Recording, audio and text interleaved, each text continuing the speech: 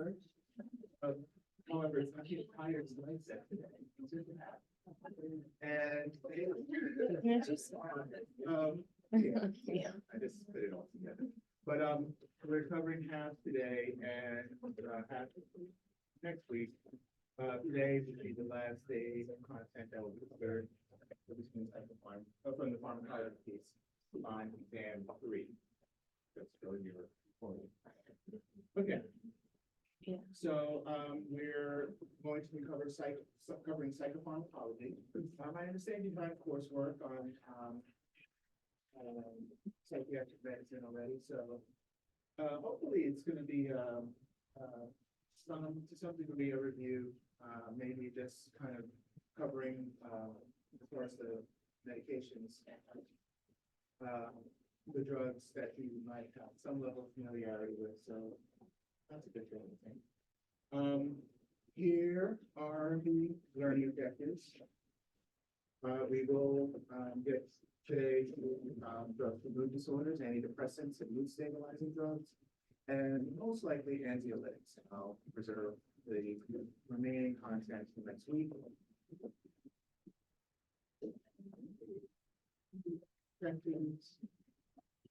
So when we talk about psychopharmacology, most of the drugs, actually the overwhelming majority of them, will populate to some degree certain central nervous system neurotransmitters.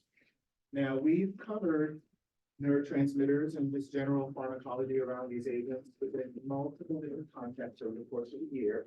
Certainly, a lot of these drugs are involved in the sympathetic, parasympathetic nervous system. They're involved in the cardiac function, respiratory function, GI, etc. But they all play a role in mental health as well, and also in kind of determining what some of the side effect profiles will be for a lot of the psychotropic drugs. So just as a quick review, the monoamines, these are neurotransmitters that contain an amino group. They include dopamine, norepinephrine, serotonin, and histamine. Acetylcholine, which is has 2 types, cholinergic, and then what we discussed extensively last week,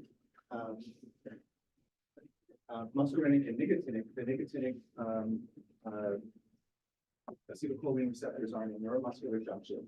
They're involved, of course, in the pharmacology of muscle relaxants and paralytics using anesthesia, so we covered that. And then the amino acid neurotransmitters include glutamate, GABA, and glycine.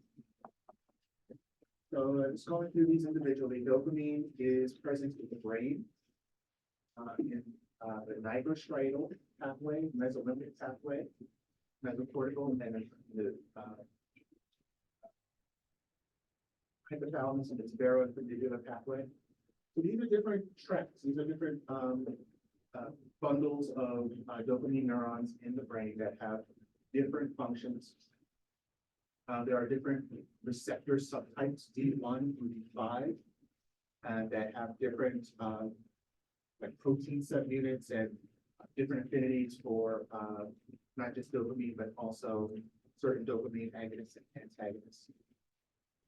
In the brain, they're involved in attention regulation. So drugs like that work on attentional disorders will have to some degree some dopaminergic properties. Also, remember the reward pathway. We covered that last semester in the context of substance use disorders. Part of what's reinforcing about drugs and abuse is that they cause dopamine release, and that is part of that reward pathway of the brain. So that's a key part of dopamine pharmacology in the brain. And then motor function. We covered last semester as well, Parkinson's disease, where certain drugs that are used to manage Parkinsonism help with the deficiencies of dopamine we see develop over time in Parkinson's disease. In addition, outside of the brain, they're involved in sexual function, lactation, and in blood pressure regulation. Next is norepinephrine. There's an area of the brain that's a bundle called the locus coeruleus. That is where a lot of the transmission for the sympathetic nervous system is derived from. Of course, we talked about norepinephrine and this receptor subtypes of alpha 1, alpha 2, beta 1, beta 2. Again, very important functions in terms of cardiovascular, heart rate, vascular total glucose release. But in the brain, they're involved in arousal and attention regulation. So again, attentional disorders, which we'll cover next week, will involve not just the need of norepinephrine as well, and mood, stress and anxiety. That whole pathway is linked very closely to the sympathetic nervous system. So we'll touch on that today. Serotonin is, just think of this, as widely distributed. It's one of the very ubiquitous transmitters throughout life in the animal kingdom. That ranges from complex organisms like humans to the smallest motor organisms that rely on serotonin for just moving around. Yes. There are over 15 receptor subtypes identified, both in humans and some subtypes in others in animals. So lots of different subtypes of serotonin. And as you can imagine, it's involved in lots of different functions, including mood, appetite, sleep, memory, learning. The GI tract, we talked about its role in GI motility, nausea, diarrhea, drugs, serotonin agonists, 5-HT4, serotonin antagonists, 5-HT3. Also, they have a role in blood clotting, vasoconstriction, and then histamine is in the hypothalamus. It projects to the cortex via what's called a medial forebrain bundle. There are actually 4 histamine receptor subtypes. I just learned that recently. I thought it was only 3. But the ones we are most familiar with are the H1 that's involved in the inflammatory response and sleep regulation. Of course, H2 that's involved in GI acid secretion. And there's acetylcholine. This is present in the hippocampus and brainstem. That's that has the 2 subtypes we talked about: nicotinic and muscarinic. It's involved in memory, arousal, and reward functions of the brain, and then somatically, muscle contraction and sympathetic system function. And then the amino acid neurotransmitters, there are several, but the 2 main types that are relevant are glutamate and GABA. Think of glutamate as a broad excitatory transmitter and GABA as a broad inhibitory transmitter. Glutamate is present in 3 subtypes: NMDA, AMPA, and kinase. And GABA has 2 subtypes: GABA A and GABA B. All right, so with that, we can talk about the psychiatric disorders, starting with depression. And again, we'll, for each of these, revisit the various neurotransmitter abnormalities that play a major role in those in pathology as well as the treatment. So as you know, depression is a mood disorder characterized by persistent sadness and loss of interest. The term for loss of interest, or anhedonia, is the term for that.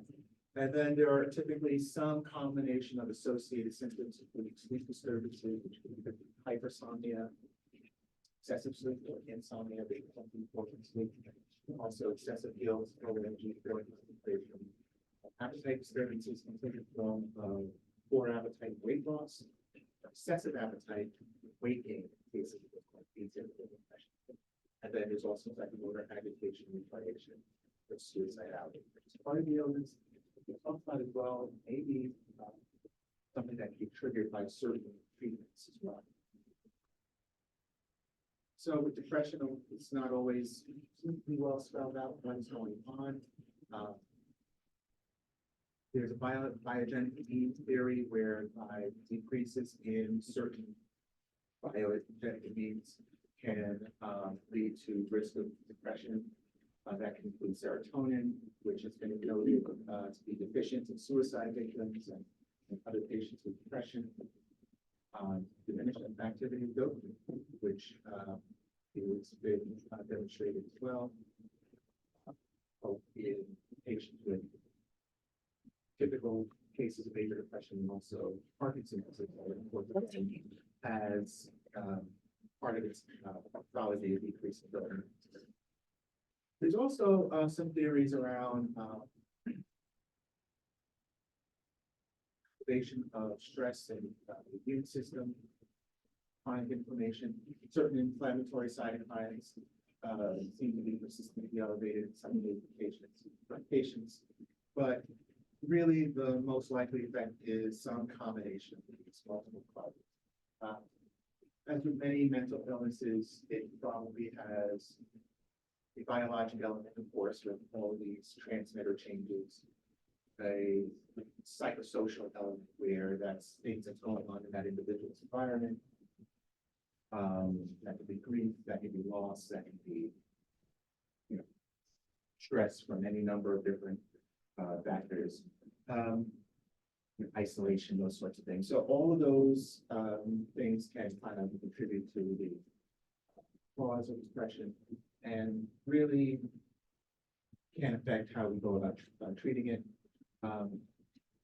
The most kind of expedient way is to give a drug, but really a more comprehensive approach would involve combinations of therapy approaches as well as depression. And then we also have a third kind of group of treatments, which are somatic treatments. You may be familiar with electroconvulsive therapy or TMS or transcranial magnetic stimulation. That's the application of like MRI grade magnets to the brain.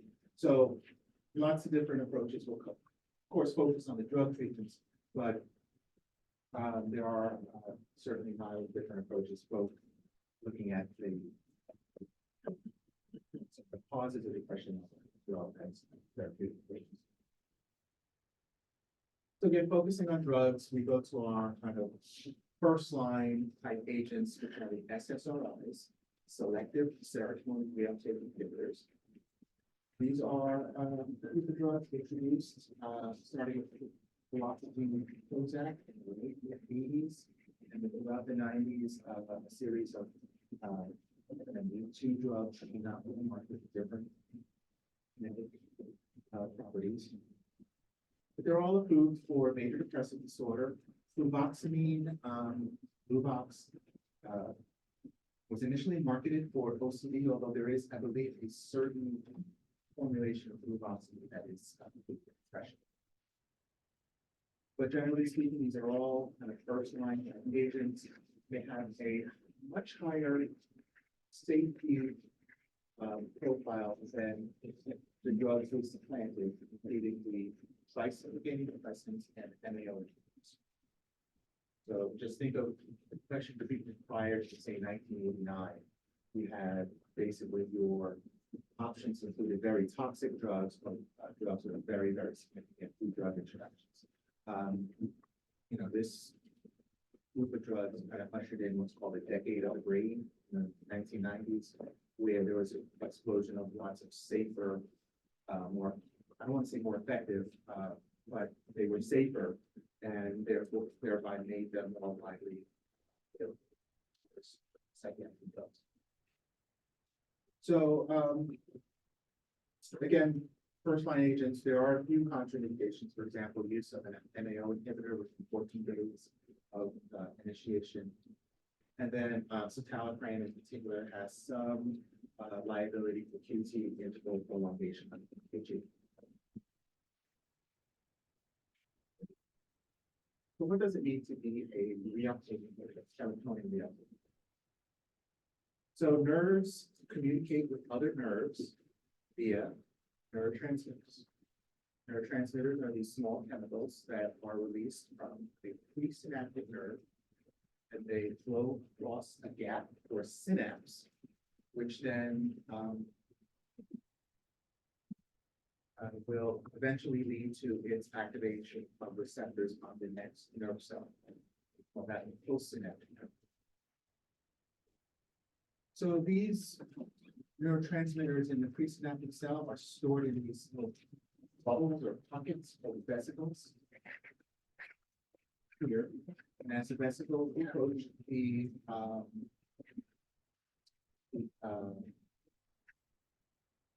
membrane of the presynaptic cell, the vesicles will bind to that membrane and then pop open, for lack of a better term, releasing its contents into the synapse. And then, of course, they're free to activate those receptors. So that's all well and good. We think, at least to some degree, there is some deficiency in how these, while this process works in patients with depression, whether it's not enough serotonin and receptor nonsensitive enough, whatever the case may be. What we have to try to do is increase the degree of this transmission. Well, what you can take advantage of is the fact that we know that excess transmitter from this synapse are recycled back into the presynaptic cell through a transporter or a reuptake pump. So this is a pump that works to active transporter to that excess transmitter that's floating around the synapse and brings that to the presynaptic cell. And the understanding is if we block that process, block the recycling of neurotransmitter, then the transmitter just is left in that synapse and it's doing that, continue to activate the synaptic. So basically, a reuptake inhibitor blocks the transporter that would otherwise bring the serotonin back into the presynaptic cell. That is basically what these drugs do.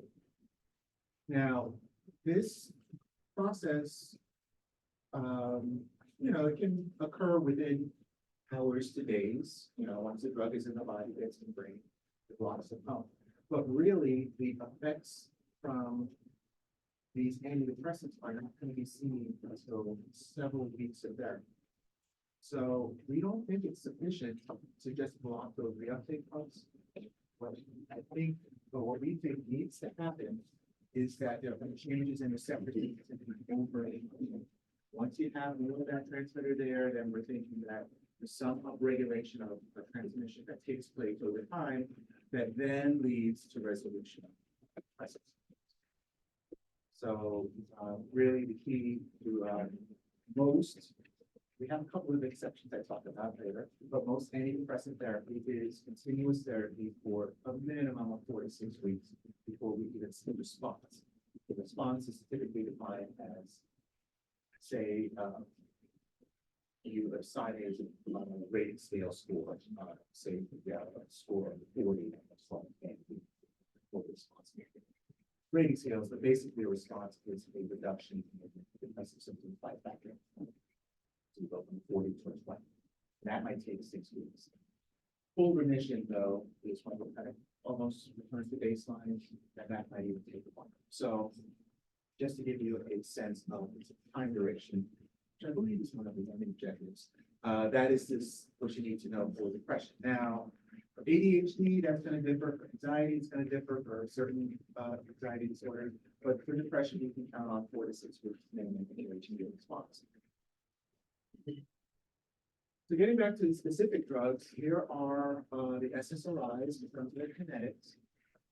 And really, there's going to be a couple of things that stand out. First,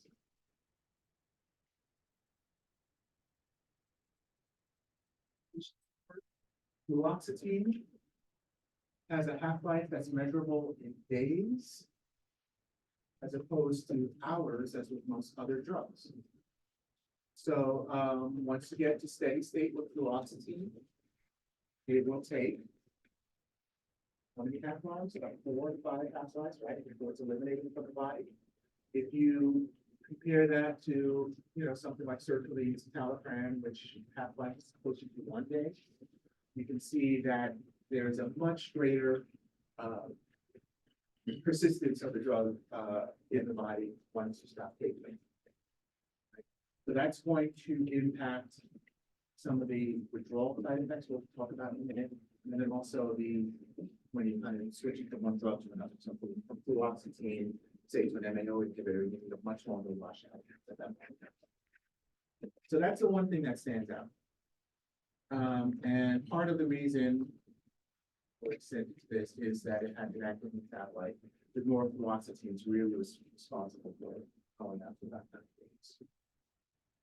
Otherwise, these are all reasonably safe in pregnancy. Fluoxetine has been shown to have some malformations in the fetus, so that's given a category C under that old pregnancy category system. But really, as far as the kinetics, what most significantly stands out is the long half-life for fluoxetine. Now, again, these are relatively safe drugs, well-tolerated drugs, but there can be some side effects, especially in people with depression. And this is kind of a observation I've seen clinically. People with depression often will complain of side effects more, and that's just, part of the illness might be the somatization, but also just sensitivity to some of these issues, the heightened stress state, etc. So these adverse effects can be quite common in persistent patients with depression. Early in therapy, for example, SSRIs can actually increase anxiety levels, but over time, we expect these drugs to calm anxiety down. The activating SSRIs, like citalopram and escitalopram, which will fluoxetine, and cause insomnia in early therapy. Insomnia is also part of the syndrome of major depression. We expect that to resolve also over time. Sedating antidepressants like fluoxetine, can actually cause short-term sedation. They can cause headache, they can cause GI side effects because, again, you have serotonin receptors in GI tract that tend to move things along in the bowel, especially. They can cause diarrhea. Pretty much all serotonin antidepressants will cause some degree of sexual dysfunction. In patients who are acutely depressed, it may not be as much of a problem because they often lose interest in intimacy, but as they're resolving, they're getting back and learning to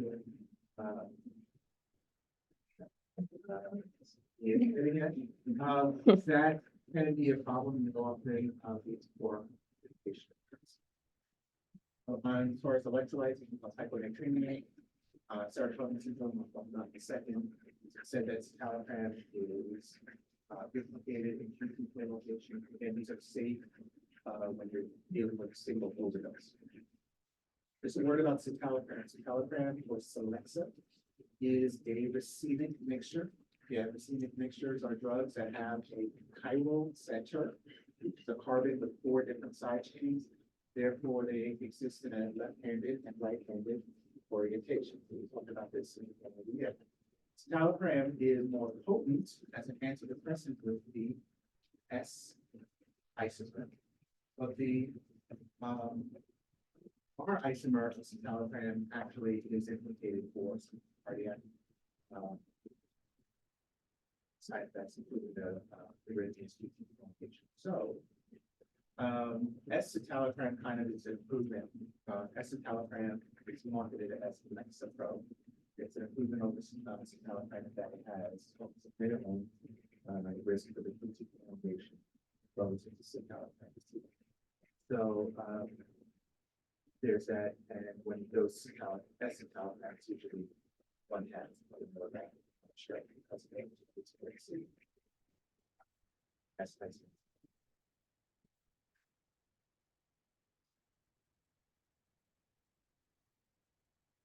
The discontinuation syndrome, again, this is a effect that comes from stopping SSRIs when you've kind of developed a tolerance and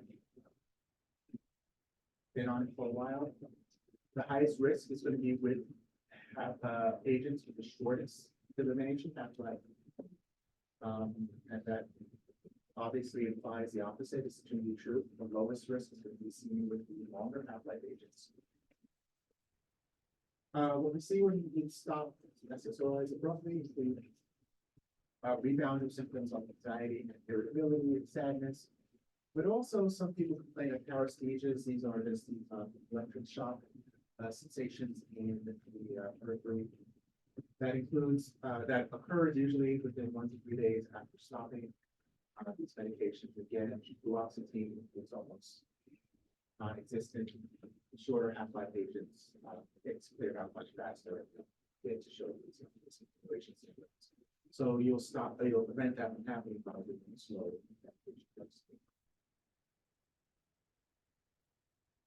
SSRI drug interactions. There are two different flavors. You have your pharmacokinetic interactions and pharmacodynamic interactions.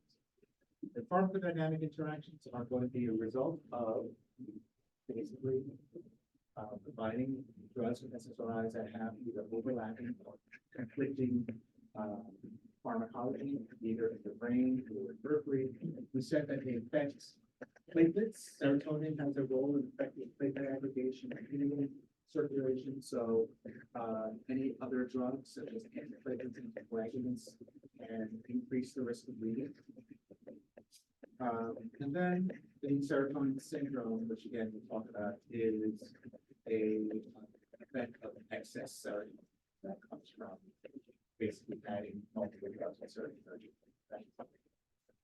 Pharmacokinetic interactions are going to be from the SSRIs that exert effects on the PD-450 system. And the liability for SSRIs and the PD-450 interaction are going to differ from the parts of drugs and class.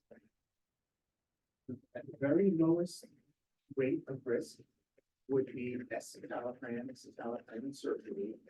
They exhibit very weak to almost non-existent effects on the P450 system, and we are generally not concerned about drug-drug interactions with those agents, again, escitalopram, surgery for the most part. But when you get to paroxetine, fluoxetine, fluvoxamine, Luvox, those agents will have varied effects on the different P450 enzymes, particularly 2B6 in the case of fluoxetine, paroxetine, and 1A2 with fluvoxamine. So those are going to be commonly seen interactions. What I see clinically, a lot of patients who are on methadone maintenance, are being treated for depression with their opioid use disorder. Methadone goes to the 2B6 enzyme, and you're on fluoxetine, paroxetine, and get increased effects of methadone, of course, sedating,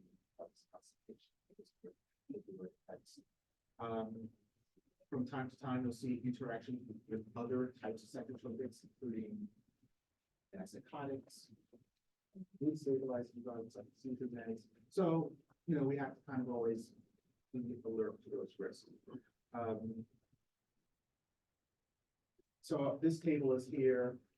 Really, I want the take home to be that these drugs are on the low end as far as risk, and then fluoxetine, these are higher risk agents. And there's obviously very specific interactions within that, but really what, if you read the objective, is really kind of differentiate the drugs within the class when it comes to side effects of drugs. That's one of the key things. All right. Moving on to serotonin syndrome. I hinted at this as one of these effects of serotonin. Oh, right. You might have already said this, but with the increased risk of bleeding, it's like the NSAIDs and stuff, how much of an increase is it going to make these like drugs? Would that be like a big education piece? It is not to say that it's the combination of antiplatelets or anticoagulants with SSRIs is contraindicated, but it will be additive. So if we have someone on aspirin and warfarin, which you will have time, and then you decide to treat depression, that's going to be kind of a higher risk. And, your education would be kind of look out for bruising.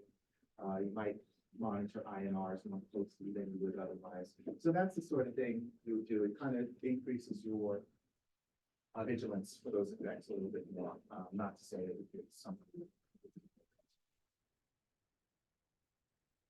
All right, so serotonin syndrome, this comes from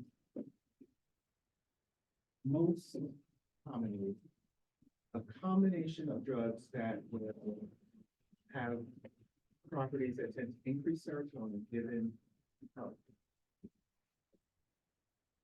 Again, the SSRIs and most of the other antidepressants block the reuptake of serotonin, the recycling of serotonin from the synapse back into the presynaptic zone.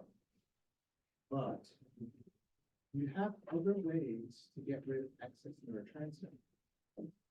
Think of enzymes that may occur, that may be present in the synapse, such as monoamine oxidase, that break these neurotransmitters down into inactive metabolites. And that basically is another process of getting rid of excess transmitter. Now, if we give drugs such as monoamine oxidase inhibitors with the SSRI, we are now defeating two different mechanisms that your body has of getting rid of excess serotonin. We're giving one drug that blocks it from going back into the presynaptic cell, and we're giving another drug that blocks serotonin from being broken down. We do that at the same time. Now we are in a situation where there's too much serotonin, no way of getting rid of it, and that will lead to this serotonin syndrome. So what combinations of drugs do this? Of course, SSRIs and other antidepressants that block the uptake, but then MAO inhibitors, which are a class of antidepressants we use very rarely nowadays. Catch here, those MAO inhibition is not just a antidepressant. You see MAO inhibition with Parkinson drugs like sledgeling. You see it with antibiotics such as linezolid. And we also see drugs that will serotonin agonism. Triptan is used for migraine headaches, or an example of that, which is not an MAO inhibitor, but they activate serotonin in their own way. So you have this group of drugs that will interact with antidepressants and increase risk of serotonin syndrome. So what is serotonin syndrome? Well, it's kind of a triad, which include mental status changes, neuromuscular abnormalities, and autonomic instability. And in each of those domains, you see different symptoms: confusion, agitation, delirium, a bunch of GI symptoms like diarrhea, vomiting, twitching, and neuromuscular abnormalities, tremor, jittery, autonomic symptoms, tachycardia, hypertension. Not all of these symptoms need to be present, might have some combination of these symptoms from the different domains, but and you know, you can certainly have symptoms of varying degrees of severity. Not all serotonin symptoms should be like drugs, but certainly this is something that we want to avoid and be quite seriously to address. So, of course, knowing which drugs to avoid in combination is going to always be helpful. Stopping the drug that's acutely causing the issue, and then giving some supportive care through fluids. You might want to treat agitation with benzodiazepines, cyproheptadine, which are antihistamine that blocks serotonin, can also be useful. But basically, the key really is just a quick word about the linezolid. We talked about this as an antibiotic that is useful for VRE. I'm sorry, MRSA, and also to some degree for VRE as well. And you get somebody who happens to be on an antidepressant and they come in and they have a MRSA infection. Well, you might not have 2 weeks to stop them with their antidepressant before you need to treat the infection. So, you know, there was a whole big thing about the linezolid. Well, it does have some MAO inhibition activity, but when they really look at a lot of the cases of co-administration of MAO with linezolid with antidepressants, really the risk appears to be minimal, very minimal, and there's often lots of other confounding factors that in few cases of serotonin syndrome that does happen. So I wouldn't hesitate in most cases to treat someone on an antidepressant the nasally. But he will, from pharmacy standpoint, our software will flag it, drug interaction, or, computerized physician order entry software. You might get an interaction, but just, in most cases, that is not going to be a major risk. You absolutely have to use a nasally. Right, so we can move into our next group of antidepressant drugs, SNRIs. They're like SSRIs, but they also involve norepinephrine reuptake. We said that norepinephrine is another transmitter of mood regulation. So we are able to increase two transmitters instead of one. This additional effect doesn't necessarily mean they're more effective for depression in the general population, but it does give maybe an advantage to certain patients who might benefit from the extra boost. These are also in that first line group based on their safety rating. They are they have a lot of the same contraindications around MAO use, and specifically in narrow angle glaucoma with the oxygen Malta and leukocytin. So these agents will block norepinephrine serotonin reuptake. The half-lives and other kinetic parameters are listed on the table there. Venlafaxine, interestingly, kind of follows a dose response curve whereby low doses of the serotonin reuptake inhibitor, and then you see the dual, the triple transmitter effects, following dopamine at the higher ends of the dopamine. Whereas most of the other drugs are more balanced. Here are the side effects. Again, sexual dysfunction, so you can see all serotonin, antidepressants, some sedation, some GI effects again for serotonin. The norepinephrine effects now come into play, increased blood pressure, tachycardia, and then serotonin syndrome, and these are all short half-life drugs, and you will have discontinuations. Side effects that are very specific for each of the individual drugs. Of the four, venlafaxine is implicated most with elevated blood pressure. You can get some urinary irritation with levothyroxine and diaphoresis with the other two drugs. But again, these are just very typical nuisance type side effects, nothing that is going to be severe or life-threatening for most patients. Drug interactions are here. They're not going to have a lot of the same PCO50 effects as the SSRIs, but again, because they're serotonin reuptake inhibitors, they will have some same effects. Reading this with serotonin.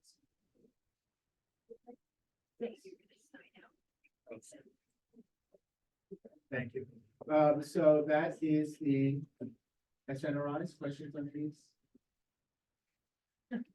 For the venlafaxine, the current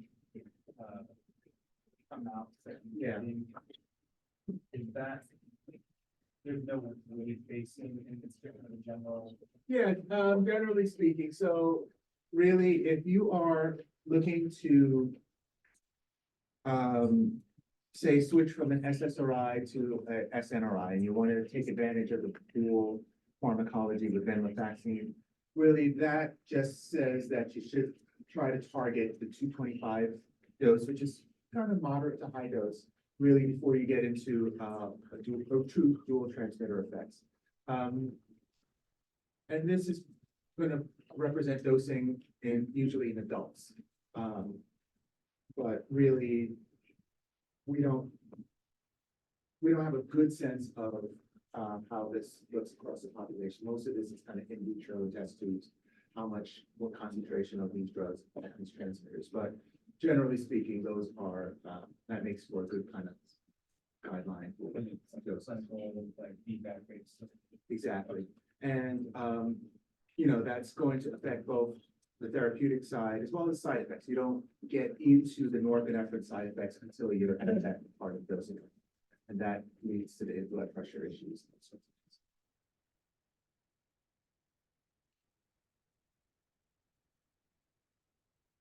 So now going back historically, is the tricyclic antidepressants.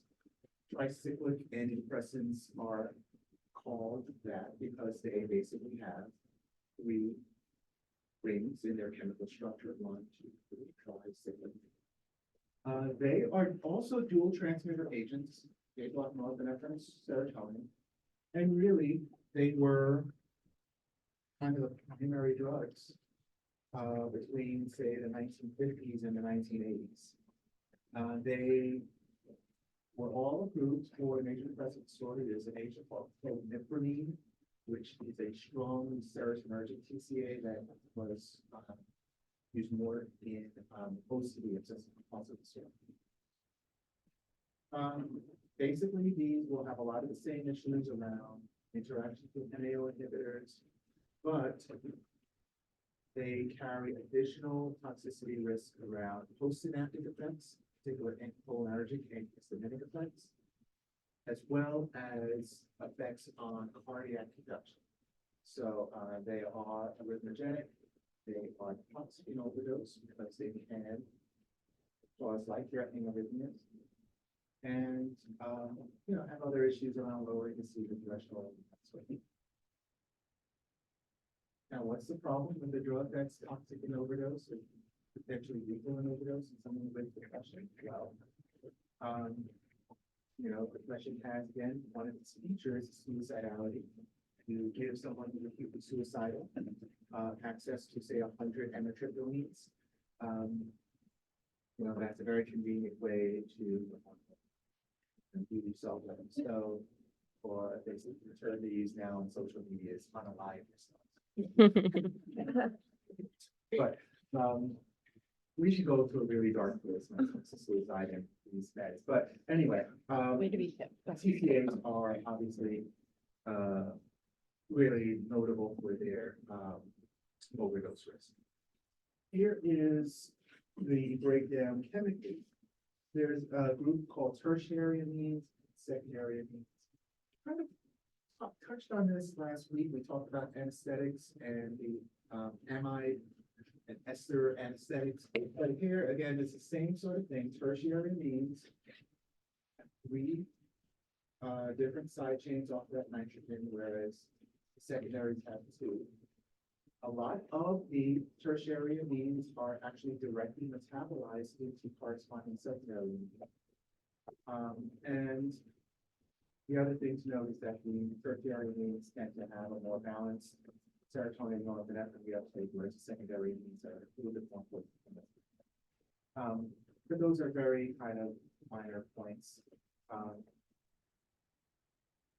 Of these drugs, I would say doxepin is still reasonably widely used as a sleep-inducing agent. There's a newer formulation of doxepin that's at a very low dose that's used for, as I said, different sleep disorders, insomnia. Amitriptyline, motriptyline, some degree will also have some use as drugs for, say, certain neuropathic pain syndromes. Migraine prophylaxis, so they have other indications. And quite frankly, they're used much more frequently for those non-depression indications as they are as antidepressants. So clearly, their role as antidepressants is more of a historical part. Here are the kinetics against certain tricyclics that are tertiary amines are metabolized directly to a secondary amine, but other than that, really not a lot stands out here. And again, side effects are going to be related to the serotonin reuptake, norepinephrine reuptake, and then some of the postsynaptic effects. They all have some anticholinergic and histaminic effects, as well as some effects on cardiac production and chance. So this group of anticholinergic effects are things that we haven't talked about in the context of antidepressants to this point, because SSRIs and SNRIs do not have anticholinergic effects. These drugs do. classical blurred vision, urinary retention, constipation, etc. Cardiovascular risk, again, much lower TCAs than with other antidepressants. So the tachycardia, heart blocks, and all of those issues. And then your typical serotonin issues around sexual dysfunction, discontinuation, etc. So we're just basically adding some of these postsynaptic histamine antagonism, alpha blockade effects, and rhythmogenic effects onto the side effects for SNRIs.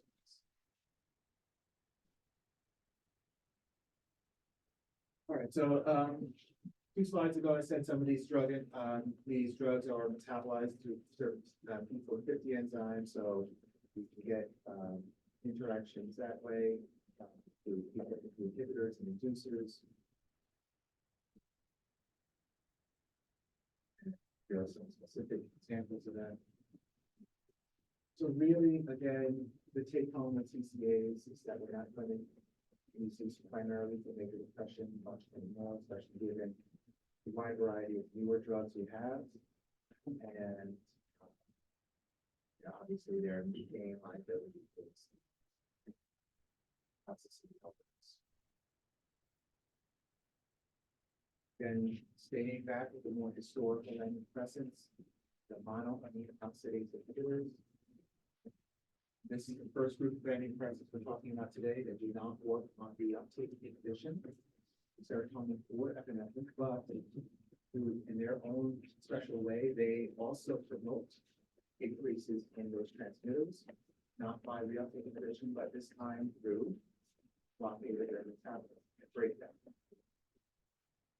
The agents listed here, phenylpheniramine, phenylcyclamine, serotonin, and isofloxacin, again, are all very rarely used. Serotonin is the newest of 4.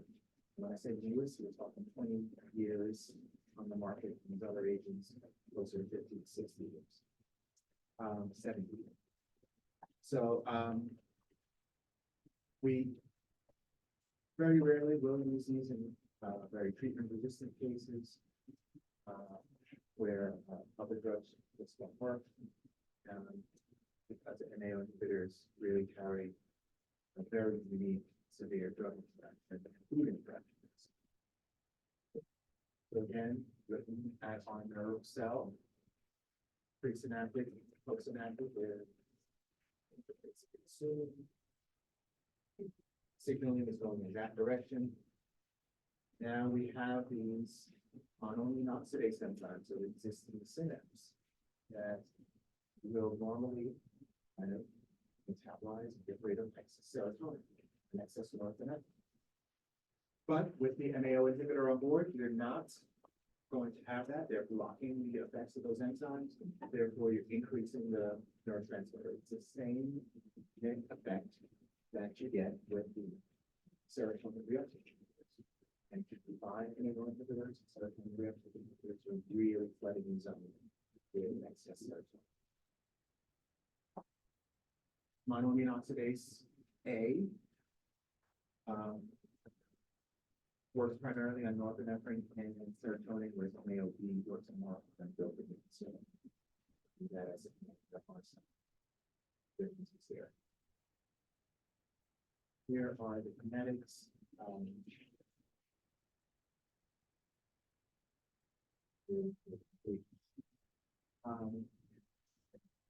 So I not just drug-drug interactions with MAO inhibitors, but food-drug interactions. What is it in certain foods that can cause problems with MAO inhibitors? Well, there is an amino acid called tyramine. Tyramine, which is harmless on its own, but when you administer an MAO inhibitor and you give tyramine, you're unable to break down tyramine. Tyramine is an amino acid that in excess can cause vasoconstriction and blood pressure elevations. And that interaction is going to be responsible for what's called a hypertensive crisis. The food drug interaction with MAO inhibitors and tyramine containing foods. Unfortunately, a lot of calorie containing foods are things that we like to consume, like red wines and beer, cured meats like sausage and salami, pickled products, yeast extracts and fava beans. So these, the foods will go on to will have to be restricted in people on MAO inhibitors. So you have this MAO inhibitor diet that basically cuts out all of these aged, smoked, and cured foods and drinks. Likewise, drug-drug interactions is going to be a bunch of drugs you need to avoid, including anything that can increase serotonin, like antidepressants, antipsychotics. And there has to be a washout period, meaning when you start an MAO inhibitor, you have to make sure that the drug that is previously on board is kind of pharmacokinetically, quantitatively eliminated from the body, and that will again depend on its elimination. So fluoxetine needed much longer than most other agents, again, because of the extended elimination half-life specific to fluoxetine. And then MAO inhibitors have their own side effects. So in the absence of any drug interactions, you'll still see some risks around headache, lymphocytic hypertension, dry mouth, weight gain, sexual dysfunction. Some of these effects, of course, are just your typical antidepressant serotonergic side effects.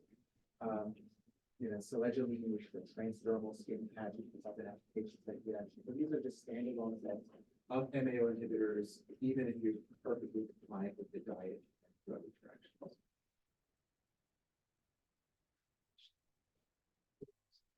Again, you're not going to be seeing these, you're not going to be prescribing these very often, but you might encounter a patient or inherit someone that has this, and then you will have to kind of treat around other issues. You're not going to say deal with a patient on an inhibitor and decide to put on Sudafed, for example, because of the drug interaction. So that's kind of what okay. Bupropion or Lutrin. This is a antidepressant that's kind of different from the others in that it does not follow serotonin reuptake. Its mechanism involves norepinephrine and dopamine. So those are key transmitters that's affected by bupropion. That will allow it to kind of skirt the typical SSRI drug interaction. So you see little to no sexual dysfunction with bupropion. No risk of serotonin syndrome or anything of that nature, but it does have its own baggage. It can lower the seizure threshold, and it still does have interactions with MAO inhibitors. You might recall, we talked about bupropion in the context of a drug for smoking cessation, because its dopamine reuptake effects will supplement dopamine in the reward pathway, thereby kind of reducing some of the cravings and positive reinforcement. So here are the bupropion side effects: intensity activating, lowering the seizure threshold, jitteriness, some short-term anxiety. It will have some GI side effects, including nausea and dry mouth. Can raise the blood pressure because it affects norepinephrine, so you get hypertension. Lowering the seizure threshold can be a problem because certainly this drug can cause breakthrough seizures in people with an existing seizure disorder, and that risk is amplified in patients with electrolyte disturbances, such as those with bulimia nervosa and patients with like a pre-existing epilepsy. So that's the issues around bupropion. Questions on that? Next, mirtazapine Remeron. This is an agent that will increase norepinephrine serotonin, again, not through reuptake pumps, but there is this presynaptic receptor is an alpha-2 receptor that the drug binds to, which will communicate to the nerve cell to block the release of transmitter. What mirtazapine will do is antagonize that receptor. So by blocking this alpha-2 receptor, it tends to serve as a brake. I say brake, B-R-A-K-E, brake on your transmitter release. Releasing that brake, basically, it will facilitate more norepinephrine serotonin release. But it does not have a reuptake effect. In addition to that, separately from its effects that's responsible for its efficacy, it does have some antagonism effects of H1. H1 blockers tend to cause sedation. And also 5-HT2, 5-HT3, those effects are going to be responsible for some of the weight gain effects, can kind of calm nausea, the GI tract, that sort of thing. So you see these other postsynaptic effects that, kind of peripherally contribute to its efficacy and side effects, but its main pharmacology is an alpha-2 receptor blocker that will facilitate the next. The last part, the mirtazapine, this is what here is major groups. The antagonism of histamine, serotonin 2, and serotonin 3. Can't see my slides when I try to use the pen. That effect is going to be responsible for some of its side effects, but the efficacy comes from the alpha-2 receptor blockade that facilitates release of these transmitters.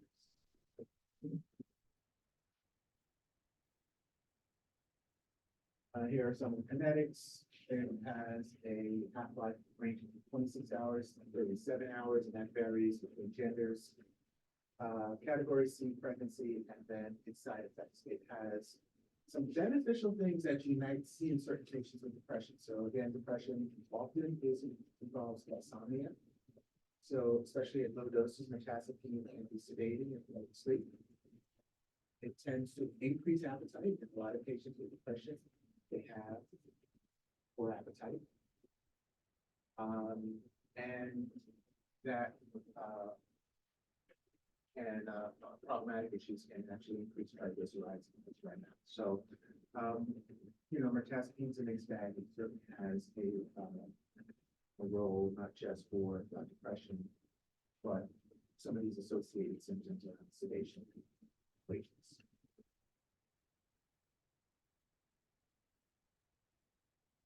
And then there was, in terms of kind of the drug development around antidepressants, a bit of a pause until the late 2000s, where we began to see a couple of newer agents, mortoxetine or Trintellix, basically activates serotonin receptors as well as block reuptake. And there are its parameters. It's strictly a serotonergic drug, so you'll see the typical issues, nausea, central dysfunction.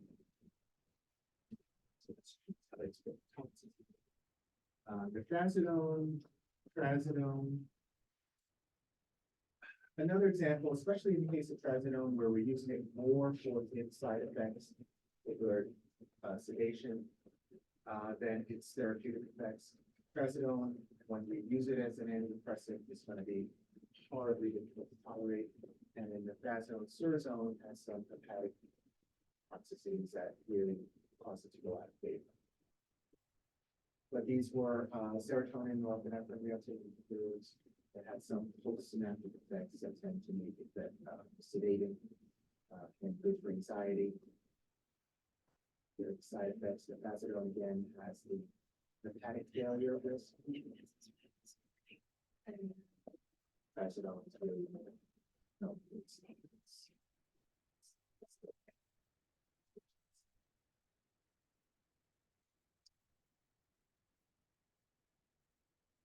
All right, so somnolence for trazodone and hepatic failure for mirtazapine. Those are the key side effects. And then another newer agent, vilazodone Vivid, is a serotonin reuptake pump and a partial agonist of serotonin 1A. So very similar to the vortioxetine we talked about a minute ago. Newer agents, and it's kind of used on a limited basis, but it's out there. That's a pretty good safety profile.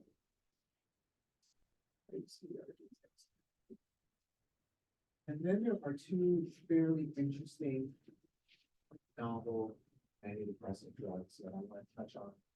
First is esketamine, Spravato.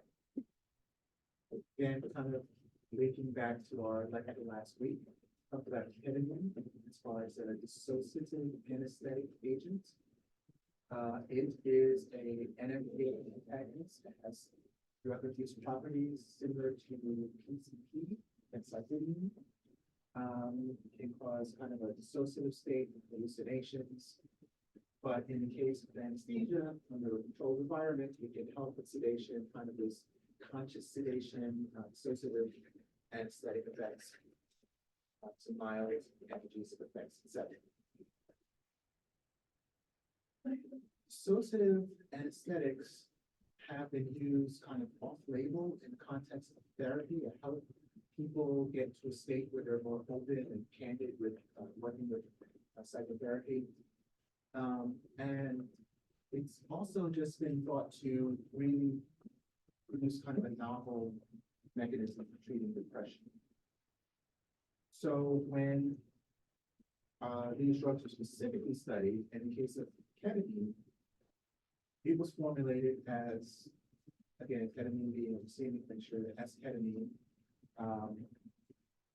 And this is administered as a nasal spray, sprayed into the nostrils under a very controlled setting. You have someone come in, almost like you're going under anesthesia. You have someone come in, you administer the drug, observe for a while, and then brought home with a blood work. And in those cases, we can see pretty rapid relief of depression, especially in those who fail other treatments. And you can see a really good depression. Now, the thing about it is that these effects are very short-lived. So again, most traditional antidepressants, you'll need 4 to 6 weeks of treatment, get remission, then continuous treatment for, 4 to 6 weeks for response, and then continued treatment for remission. Here, we're able to see what's called significant relief after 24 hours, but really those effects can wear off. So there may be some role for this with other antidepressants or kind of just to jumpstart the effects. So this again works through a glutamate antagonism.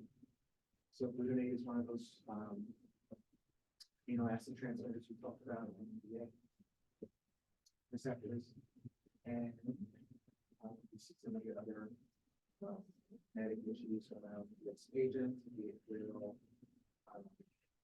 the drug that you often have to avoid in pregnancy because of its experience with brain development in studies. So again, this is a nasal spray here. Feed that delivery device into the nose. You almost have to treat the patient like a post-anesthetic patient to avoid food and having to observe the period of time. But, yeah. Notice a lot of these happen pregnancy when sea level. How does it happen? So pregnancy category C basically refers to drugs that are equivocal, meaning there's not a lot of evidence of human teratogenicity, although there may be some evidence in animals, but enough data to say that, okay, the risk may exceed its benefits. So it's not a definitive thing saying that these are safe, but at the same time, we know with category D and certainly with category X, we absolutely should try to avoid those. Right? And the reason why it's relevant because, as you know, major depressive disorder can occur during pregnancy and certainly in the postpartum period, right? So we want to, as much as possible, consider that women in childbearing age, the effects of, say, having the antidepressant go into breast milk for lactating women. So all of those are going to be considerations. Category C drugs, especially drugs that we have a lot of experience with, are the ones we should try first, and definitely look to avoid category D. So that is esketamine, and this REMS. We have a lot of psychotropic drugs that's in this REMS program. The REMS is risk evaluation mitigation strategy. That's basically a set of requirements that we have VA set up that will dictate how these drugs are prescribed, how patients are educated, how drugs are administered. It may require registries and it require certain administration, specific administration guidelines. So that's kind of the process. The side effects, again, it's ketamine. It's a dissociative drug, so this dissociative reaction, realization, that sort of thing is going to be common, and you'll see that when the number of hours that will watch their blood pressure. I mentioned ketamine does not have a lot of the same cardiovascular risk as most other anesthetic agents, but still it will be good practice to check your blood pressure. And then the other kind of novel antidepressant for depression on is brexanolone or Zulresso. This is a kind of a hormonal treatment. It's a steroid structure that serves as a positive allosteric modulator of another one of our amino acid receptors, the gamma A receptor. Basically, this is given to women with postpartum depression as a infusion, continuous IV infusion that runs for 60 hours. And following that infusion has been shown to cause fairly rapid resolution of depression. That's specific subgroup of depressants. So it can cause fetal harm, but again, the population that's being targeted is postpartum depression delivery childbirth. Here are the side effects. Again, we're using it as a continuous infusion of discharging after with the understanding that there should be some resolution of symptoms shortly thereafter.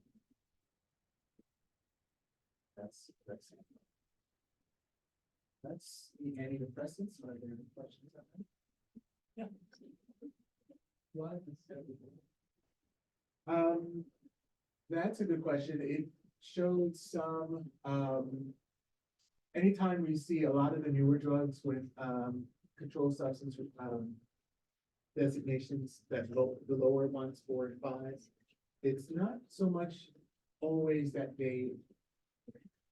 you cause a lot of craving and addiction behavior, but you can see some risks around withdrawal that almost like when you stop taking it after a long period of time, you kind of want to go back on it. So that sort of pattern has been observed with brexanolone. Of course, ketamine, the drug of abuse, it's literally something that people will want to take and get that associated with that. So I believe that is a ketamine.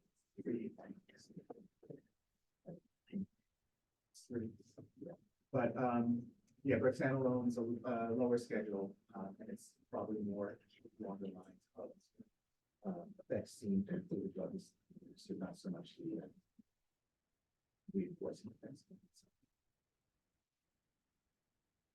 Is this something that like the psychiatrist would send somebody in to get? Like, do you have to like have an established diagnosis prior to Yeah, receiving so this? postpartum depression, you're dealing obviously with women in the OBGYN type setting and psychiatry on board as well. These are given in infusion centers, so it's not gonna be in the like the inpatient psych unit, but often given to patients with at least enough safety that they're able to be outpatient and receiving drugs in the infusion center. But yeah, typically with postpartum depression, a lot of these women do not have established relationships with psychiatry. It's really more their OBGYN and their postnatal care. And in that sort of screening, this might pop up as a concern. In that case, they'll be referred to treat. So bipolar disorder, also a mood disorder, but unlike depression, you have not just the major depression, but also the elevated mood states, the mania, the hypomania. And really one of the, and I'm not a diagnostician, but one of the things I think as providers definitely need to be aware of, and I took a seat on this last week, kind of what that screen for bipolar and all of your investigations. That anybody with depression, that may either have a history of a manic episode, and you know what manic episodes look like, right? They're elevated, expansive mood, talkative, flight of ideas, perfect speech, you're not sleeping, lots of goal-directed activity, all of that stuff in a specific episode, or who may have a family history of both mania and depression, right? So, and there are some serious implications there. Obviously, with bipolar disorder, we try to treat a depressive episode and bipolar the same way we treat a depressive episode. Unipolar, we can get into a lot of trouble with these same distributions. So you have that. Bipolar 1 consists of manic episodes with other mood episodes like depression with bipolar 2. They have depression, but with recurring either with recurring hypomania. They don't get into full-blown cycle between depression. And rapid cycling is not a subtype, it's really just a specifier for bipolar where they have more than 4 episodes per year. It's not as simple to say that bipolar is just the opposite of depression, but there is some overlap certainly with some of the neurotransmitter abnormalities, norepinephrine, dopamine. But then there may be also some second messenger issues. These are signals that go on downstream from the primary neurotransmitter messaging, such as with cyclic AMP, mouseable phosphate, etc. Signal transduction, either with G protein or calcium signal, circadian rhythms, it's the sensitivity to light in the over the course of the day, and of course the psychosocial stress that comes with just day-to-day life. So bipolar is again a very complex sort of etiology. Here is the criteria for manic episode. That's Psych. So with this, we are at drugs that will be mood stabilizers. What are mood stabilizers? Ideally, these are drugs that can work from below to increase the mood of patients with depression. But it can also treat from above, basically get someone with a manic episode back into being in the stable and fine state. And then ideally, we can also use that same drug for maintenance, meaning to prevent recurrences of both mania and depression. Really, the drug that comes closest to fitting that ideal is lithium. Lithium is a treatment for both acute mania. It's actually pretty effective as a drug for bipolar depression, and then it's approved as well for treatment. Lithium is basically a monovalent cation. It's in the periodic table as one of the elements in the same category as sodium and potassium.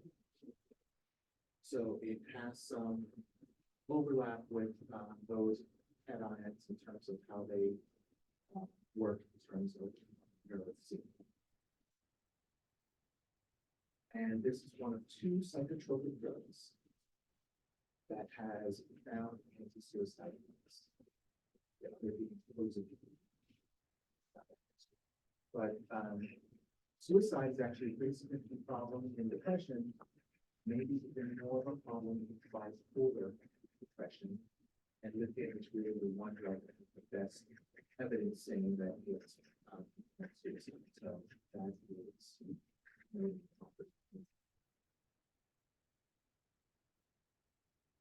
So we think that this drug may work in some of the nerve signaling, second messenger pathways, those sorts of things. Again, not very clear exactly how it works, but there can be some improvements again, second messenger, serotonin, dopamine transmission, norepinephrine transmission, GABA, glutamate, any number of different neurotransmitter and nerve signaling effects.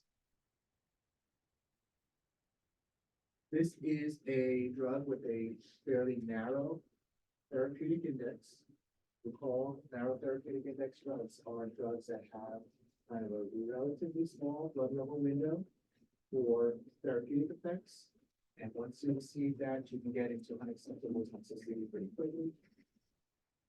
So that is seen with blood levels seen about 1.5. Okay, and you can see the progressive toxicity as you go above 1.5. Mild GI effects, but when you get into the range of 1.5 to 2.5, you get into pretty significant CNS depression, which gets worse in severe toxicity. Lithium is a salt, lithium carbonate or lithium citrate, so you take it, it's and it has lithium as an ion that circulates in the body. It is not metabolized in any way, it's just a salt and ion, but it relies on having fairly healthy kidneys for you to be able to eliminate it efficiently. So renal impairment is going to be one of the risk factors for lithium, especially but really most of our treatment will involve getting someone on a therapeutic dose and trying to maintain them, especially for acute mania, around 0.8 to 1.2 milliliters per liter. Again, well below the range.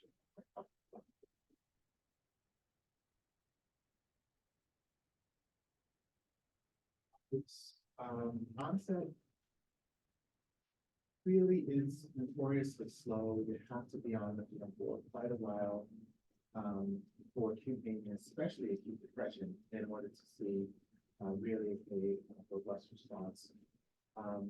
Most other anti-manic drugs will give you some signal of working after a few days. Lithium though might take up to weeks, 6 to 10 days, up to 3 weeks. So that's one of its liabilities with it. But you take it by now, it gets absorbed rapidly, has a half-life with healthy kidneys of about 24 hours. And it's quickly eliminated. It does have some side effects, even with therapeutic dosing. You can get some dermatologic effects, psoriasis, acne, some cardiovascular effects, especially those who are sensitive to arrhythmias. GI can cause some nausea, diarrhea, and then it's also known to cause a polyuria, polydipsia syndrome that's similar to diabetes insipidus. That is separate from any risk around kidney failure and other kidney diseases. But about a third of patients will experience polyuria. They take lithium, they get thirsty, they don't drink. It's important to counsel patients if they have the urge to drink, to go ahead and drink. Try to make it clear fluids like water, not a lot of highly sugary drinks. But if they are allowed to hydrate, then that would mean then get concentrated in what's left of there. cause toxicity. And the neurological effects come more with toxicity.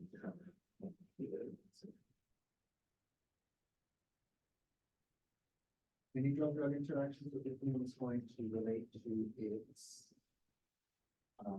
propensity to be regulated by kidney, so anything that can block lithium sulfonation will tend to increase in blood levels. So that includes NSAIDs, ACE inhibitors, as well as thiazide diuretics. Other drugs can cause lithium to be eliminated more readily. So that risk is really more not for toxicity, but increasing its efficacy risk. And then you can see some additive toxicity with antipsychotics as well.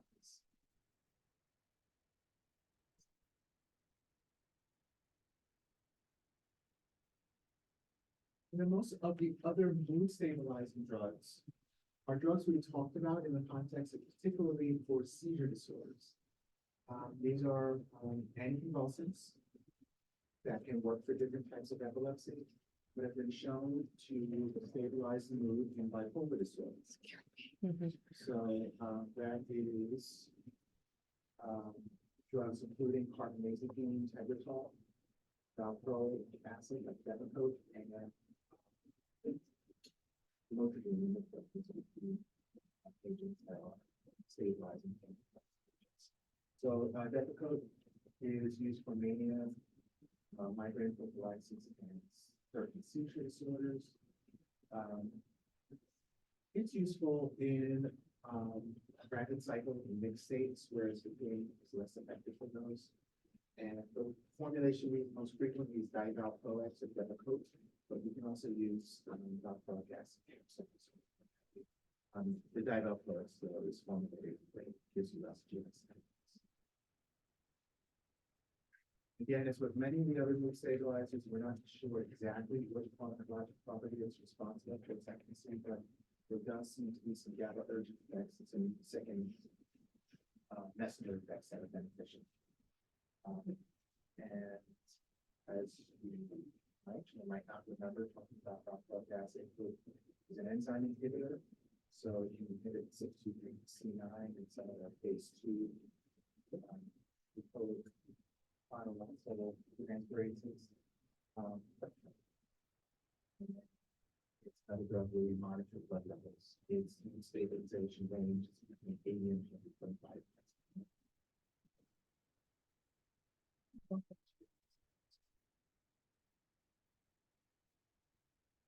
Here are the side effects. It does carry black box warnings for thrombocytopenia, systemic rashes, and pancreatitis.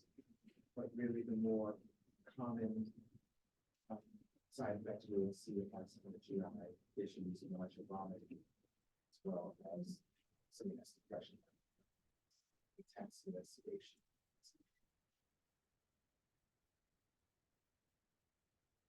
Black box one? Yeah, black box with valproic is pancreatitis, thrombocytopenia, and it can also cause systemic rash. Yeah, I think the third, I might have misspoke. The third black box, I believe, is the teratogenicity can cause therapy effects. What do you expect to know from these? Yeah, just the common side effects of GI, thrombocytopenia, and CNS depression. And then the rare serious ones are the systemic rash and pancreatitis.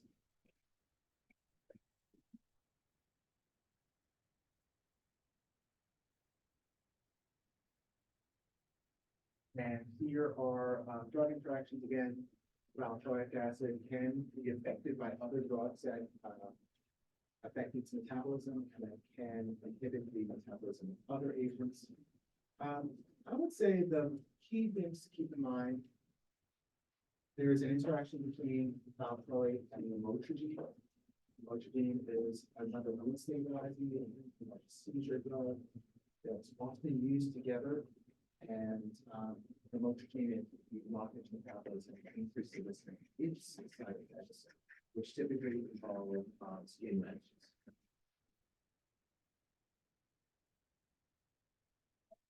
It has some antiplatelet effects, so it's an increase, platelet, increased bleeding risk with warfarin and aspirin.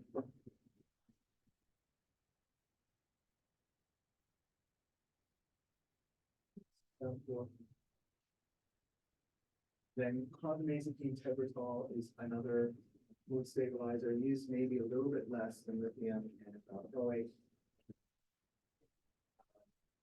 That its indications include manic mixed episodes and off-label more for depression and maintenance. Carbamazepine Tegretol is used most frequently though in patients with overlapping kind of head trauma, seizure risk, really aggressive manic patients.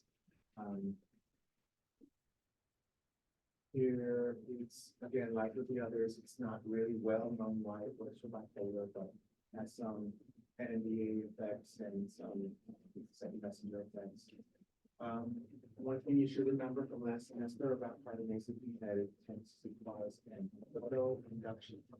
When you take it for a while, it tends to increase its own metabolism. So initially, its half-life can be the range of 25 to 65 hours, but five use that short down to 12 to 17. So the level will drop, half-life is decreased, and it's cleared out faster after some chronic use. And that's just a unique effect of carbamazepine auto induction. It will also induce the metabolism of lots and lots and lots of other drugs. So its drug interactions are numerous. We will monitor therapeutic drug levels, although it doesn't really correlate that with epilepsy or other ranges 4 and 12. Try to go for the same range in bipolar. And then as far as the side effects, keep in mind hyponatremia is a pretty substantial risk. Another drug that causes systemic rashes. This, again, I know I touched on it last semester, and you may not remember, but there is a pharmacogenomic consideration with carbamazepine in that it can cause a systemic rash in patients with a specific marker called an HLA-E 1502 allele. That is seen in patients of Asian descent frequently, and it can much more predictably cause systemic rashes in patients that have that allele compared to those. That is the risk for Johnson's drug. Plus some blood exposures and some serious infections.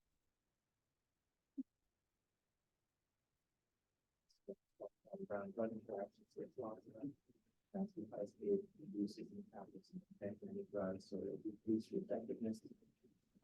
Blood thinners, contraceptives, other sleeper meds, and other symptoms.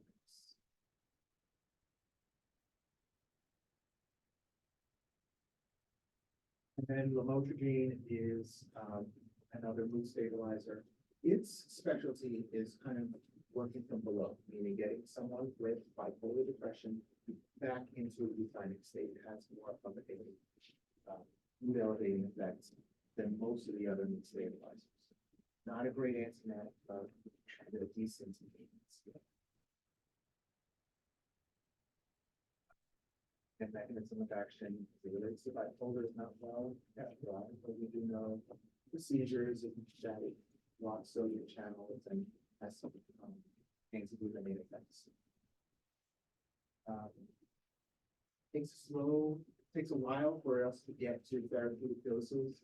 Therefore, it takes a while for you to really see the benefits of lamotrigine therapy because you have to do a slow titration. And the reason that you use slow titration is to reduce the risk of systemic rashes due to Johnson syndrome. So in the labeling for lamotrigine, you'll see that it has very gradual titration up to 6 weeks, get to 200 milligrams of monotherapy, 6 weeks to get to 100 milligrams, much lower maximum if you're treating with valproic acid, and then giving up to 300 to 400 a day with anti-inducing drugs like Parkinson's. So this is part of the labeling. I don't expect you to remember it, but you do have to be aware that the dosing is going to differ with lamotrigine based on what other types of seizure or mood stabilizing drugs you're giving. That code versus our basic. Again, all of this is to avoid the risk of systemic rashes like Stevens-Johnson syndrome. That risk goes up dramatically if you titrate it too quickly, or if you give it with an interacting drug like that. Most of the other side effects are mild, GI, low risk of blood dysphasias, mild CNS effect.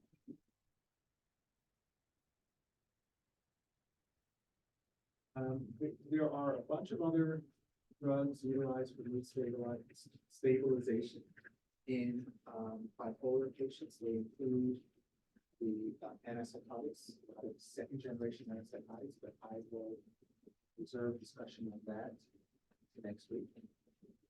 We'll also cover anxiety drugs, ADHD, but